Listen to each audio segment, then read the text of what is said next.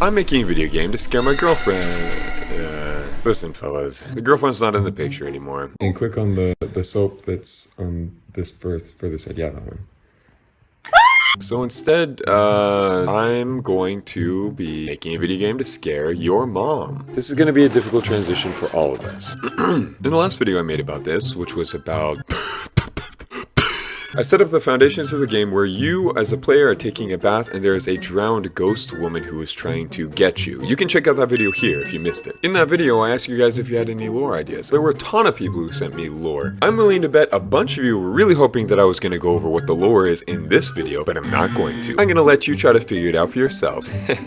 What I will do, though, is tell you the game's name by the end of the video. I also want to point out that so many of you sent me such great suggestions that I just straight up added what you suggested right into the game. You guys are awesome. So to recap, since this happened a little while ago, the ghost woman was trying to get you. You needed to light a bunch of candles that were surrounding the tub in order to win, and the way that you light the candles was by playing a little minigame. The minigames would get a little bit harder the more candles that you light. Then there were a bunch of other paranormal stuff that was happening in the room that would distract you, or maybe like make noises that would attract the ghost woman or something. Listen, there were problems. There still are problems, but a lot of this has been scrapped. So let me talk about what the new plan for the game is. The player is still trying to take a bath, and the ghost lady is still trying to get her, but the end goal is not going to be lighting all the candles. There were a lot of suggestions that said the end goal should be washing your body completely, and I really like that. And instead of having the candles being lit to win the game, the candles will act as the number of lives you have. Actually, more like the amount of protection that you have. Let me explain. We can make it so the game is played on a night-by-night basis, where you play the first night, then the second night, the third. Maybe we could do 5 nights? I don't know where that number came from. I mean, it's a nice number, and the goal for each night being that you need to wash yourself. My idea was that all the paranormal stuff that starts happening in your room as the nights go on would lead to blowing out some of the candles. So if you get to the point where you don't have any candles that are lit, and you have another appearance from the ghost woman, then that would lead to the end of the game. So the game would consist of trying to wash yourself, taking care of the paranormal stuff that's going on in the room, and keeping your candles lit up. It might actually be incredibly annoying. Listen, I am open for suggestions. One last thing before we move on to the actual changes that are visible in the game. Because we're not sticking with the whole scare my girlfriend kind of thing, we don't necessarily need to stick with the Asian ghost horror. In fact, I think I'm kind of moving away from it because I'm not really super familiar with that culture anyway. A few of you mentioned to me that some of the aspects of the game reminded you of Junji Ito's work. For those of you who are unfamiliar, Junji Ito is a Japanese horror manga artist. He does some phenomenal work. I'm not an expert on any of Junji Ito's stuff, but I am familiar with some of his stories, and I have to admit that some of them definitely influenced the idea for this game before it was even conceptualized. All this to say, don't be too upset that I'm not going to base this game off of any Asian ghost story or Asian horror. We can still learn from the masters. Okay, moving on. Now before, to light the candles you had to play a little mini game, but as per your suggestion, I decided to scrap that because we're just going to pretend like they didn't happen. So instead, in order to light the candles, you have to strike the match using the motion of your mouse, like this. I made it so that you can't be going too fast or too slow when you're trying to strike it. Otherwise, you could just cheese it like this. Oh, cheesing it worked. Well, that's embarrassing. I guess the hours that I spent trying to figure that out were for nothing. We're gonna turn this into a VR game, guys. That was a joke. I don't really want to get into VR right now. I also changed the way the candlelight looks, and this is how it looks to take a bath by candlelight now. So romantic. And speaking of changing color, some of you suggested that as you wash yourself through the night, the bath water color should change to become more dirty. Here's a disgusting brown color I picked out. Maybe a green could work too, possibly? But why not just turn the whole bath water into blood? It is blood. No! Now we need to start working on the actual washing the body part of the game, which is kind of a big boy. And listen fellas, this is a bit of a problem that I needed to face before I progressed. When you are taking your bath, washing your bod, you're usually doing it in the commando, am I right or am I right? And I'm not trying to make a game about people getting necky, or at least not yet I'm not. So how do I do this washing the body mechanic without making things too sexy? I had this thought that when people are taking a bath or showering, they usually close their eyes. So maybe in the game to wash yourself, you close your eyes and then you see be like this 2D diagram of a body that you have to scrub the different areas of. But that just sounds like we're going back to the mini games. I really wanted it to be more like the match mechanic, where the player is the one making the movements to wash the protagonist. So when I was thinking about this, one night I thought, why don't I just have the protagonist be fully clothed while she's taking the bath? First of all, that automatically solves the necky problem. Second of all, anybody who has ever submerged themselves in water while being fully clothed knows that that sucks. Having the protagonist be fully clothed while she's taking a bath could add to the weirdness, the uncomfortableness of the situation. Is this a good way for me to handle the wash yourself mechanic, or is there a better way I could be doing this? What do you guys think? You tell me your thoughts. I started off by making 3 soaps that I could add into the bathroom that the player could interact with. The 3 soaps that every bathroom has. The holy trinity of bath soaps. Body wash, shampoo, and acne cream. Actually, it's a bar soap, but if you were agreeing with me there, I'm sorry for your face. Here's the textures I made for them with writings on it that help with the sweet, sweet lore. Here's me making the main character with a texture that makes it look pretty obvious that all her clothes are soaked. And now in game, when you click on one of the soaps, the main character will stand up and you can start scrubbing yourself with the brush. My idea was that the 3 different soaps would lead to you cleaning 3 different parts of your body. Body wash is for washing your body. The shampoo is for washing your hair. And the bar soap, we all know what you use the bar soap for. Alright, I will admit that the bar soap is a little bit less obvious, but right now I've got it so when you click on the bar soap, she'll lift up her arms and you can just scrub her armpit area. Finally managed to get little dirt spots to appear as decals on the model. I also finally managed to get these little buggers to start fading away when you scrub them enough. But we don't want to be scrubbing little squares. Let's see if we can turn these into like a mud splotch or something. Oh, I am so sorry. Look like the girl from the Scary Movie.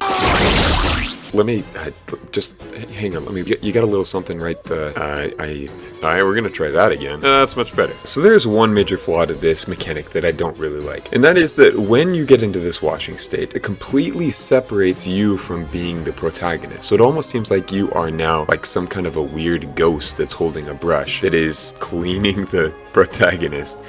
I have a terrible feeling that I'm gonna have to completely redo the washing mechanic. It's okay. It's not about the destination, it's about the journey and the friends we met along the way. Here's a good place for me to point out that I changed the lighting in the bathroom so it doesn't look so sterile. Here's a before and after. I think it's a good change. The top comment in the last video said that I should add a spider-like enemy. And I thought to myself, you know what? Okay. Actually, this is a fantastic idea. Keep them coming. No, I actually like spiders. I think some of you can probably agree with me here. Spiders are pretty cool most of the time. But have you ever seen a cane spider? I'm gonna put a warning here. If you can't handle spiders, then just go ahead and skip to the next section. It's okay. You have been warned. We're good? Okay. This is a cane spider, aka a huntsman spider. Now to my understanding, cane spiders aren't super deadly. They can bite if provoked, but believe me when I tell you, they are as freaky as your ex-girlfriend. Bigger than any spider has the right to be, and they run fast, which is also like your ex-girlfriend, right? Now, I've seen one in my bathroom before. Not a good time. And that was right before I burned the whole house down. So let's add some into our game. Quick side note, I decided that there would be this weird tile right next to you in the bath that you could break open in one of the later nights to reveal this secret little compartment. I thought maybe this could be a cool place that the spiders could spawn from. I also thought maybe I could add a couple extra matches in there and maybe like a weird demonic statue totem thing, which uses are still yet unknown. Here's me going about making our little spidey friend. I thought it'd be really cool if the spider's objective was to crawl across the wall and across the ceiling to position itself right above where the lit candle is, and then to dive bomb onto the candle to put out the flame. Then while they're crawling to their objective, you can use your lit match to burn them and stop them from putting out the lights. Rest in peace, little Satan spawn. Sorry I had to come to this. I do not condone the burning of spiders in real life, but for this game, I think it could be pretty neat. I'm not a huge fan of the way that his walking animation looks. I'll probably be revisiting that. This looks like he's wiggling his legs. Alright, let's see how he looks in. Oh my gosh!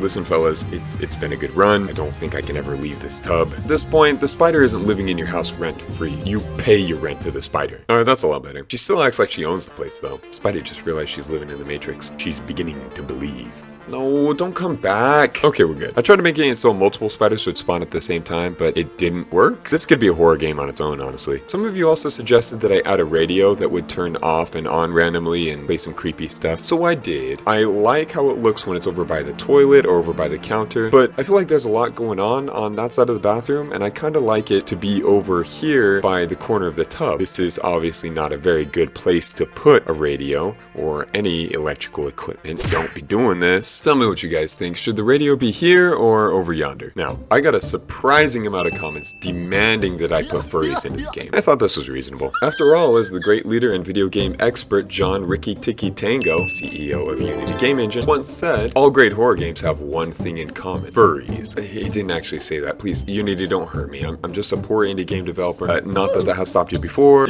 Anyway, yes, I'm being completely serious. Here's me going about making my little furry friend. Listen, maybe he doesn't look like a furry, but who are we to judge? Okay, the goal was to make him cute, but it's times like these that help me remember that I have no clue what I'm even doing. His name is Bubba, and he's ripped. Now, Bubba is in the game. If you see Bubba in your game when you start your night, that means you got good luck.